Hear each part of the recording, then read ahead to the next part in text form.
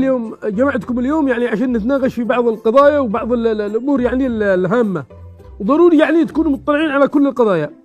طبعا احنا لازم يعني نكون متوحدين ونكون يد واحده يعني ضد يعني الانقلاب، ضد ميليشيات الحوثي، وما نقدرش يعني نحن لن نستطيع يعني ان نقضي على هذه الميليشيات الا اذا توحدنا.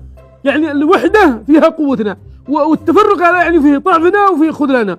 يعني ويجب أن يعني أن نسترد يعني دولة الجنوب، ونناضل يعني حتى نسترد هذه الدولة، ويعني نطرد أي محتل يعني من أرضنا، نطرد الاحتلال اليمني من أرضنا.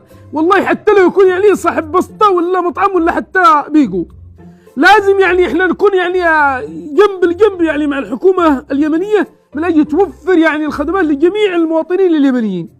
وهذا يعني واجب الحكومة الفاسدة هذه، يجب أن نسقطها. هذه حكومة فاسدة يعني يعني فساد، يعني لا توفر أي خدمات ولا توفر أي حاجة، وحكومة